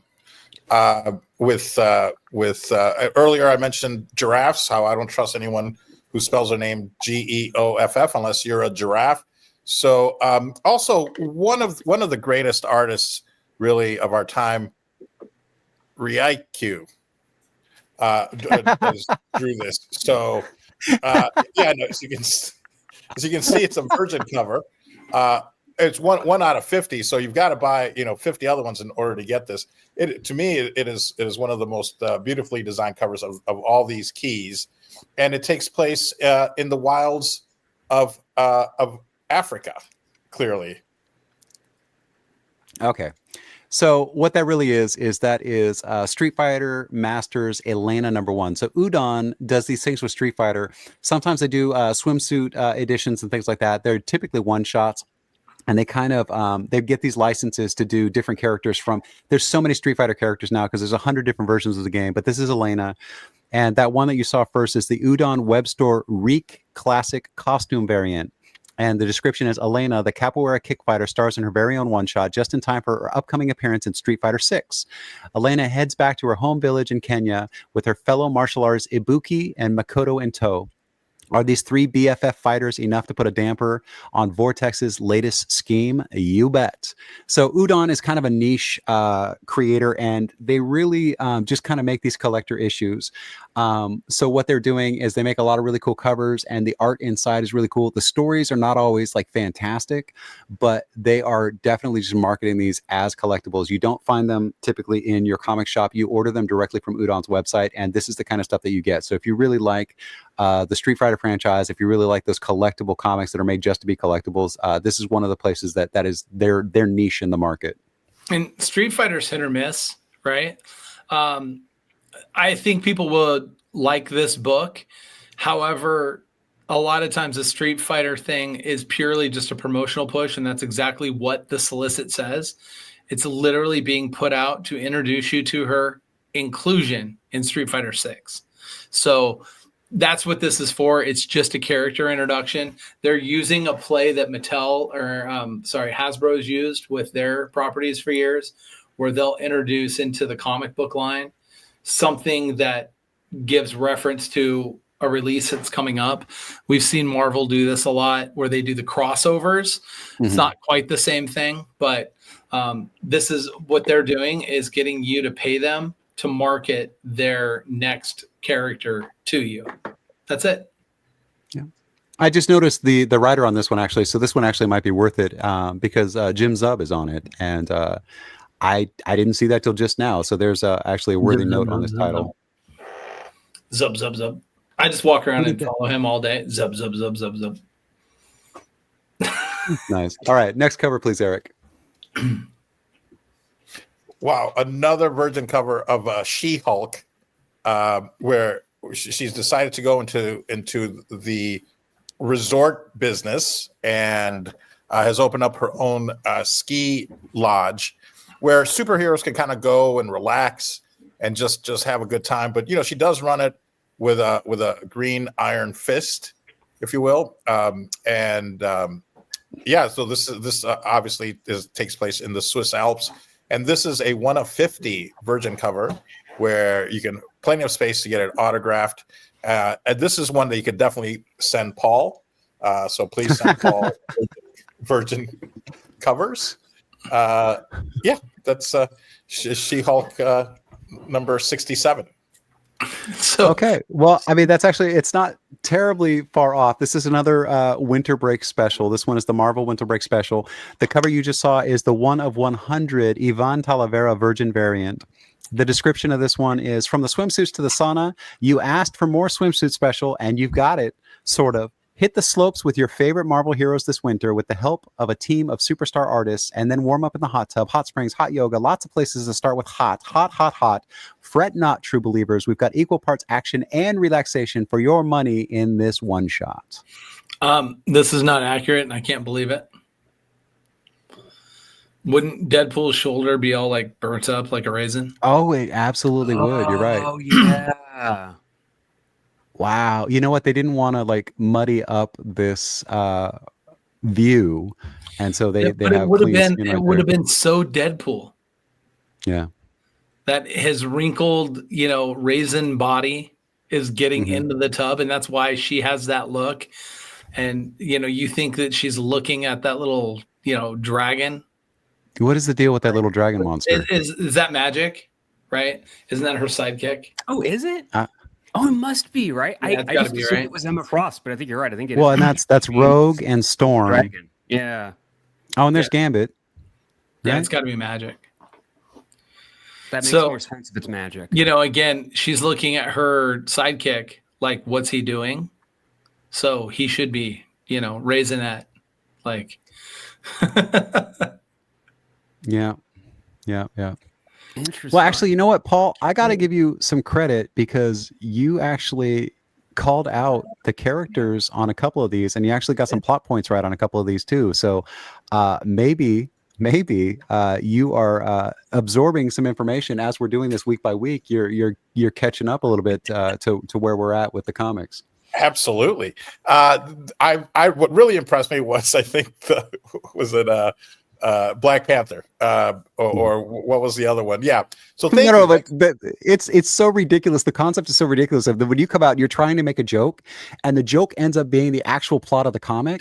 That is, that just tells so much about where the industry is, to where they're coming out with something so silly that somebody's trying to make a joke, and that ends up being the actual thing.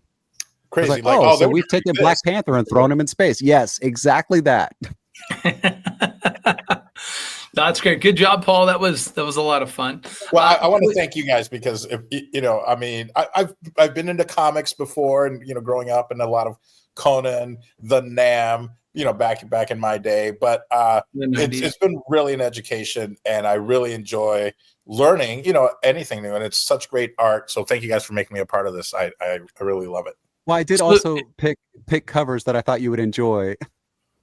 There were several on there where it's like, they had a cover where it was just like some massive battle scene, or they've got, this beautiful woman on a ski slope in a bikini, or not a bikini, she's in a one piece. But I'm like, which one of these would be Paul Vato's favorite? I'm going to go with She-Hulk on the slopes. She-Hulk on the slopes, 100%. Even though she's 100%. Green, that's right. I don't discriminate. I don't see color. Lawyer turns proprietor of ski resort. Make sure you join our Patreon, guys. Stop by, check it out. See all the off the camera. Well, not really on camera, but off the regular podcast stuff that goes on behind the scenes when we talk about things like the back of Paul's head and more.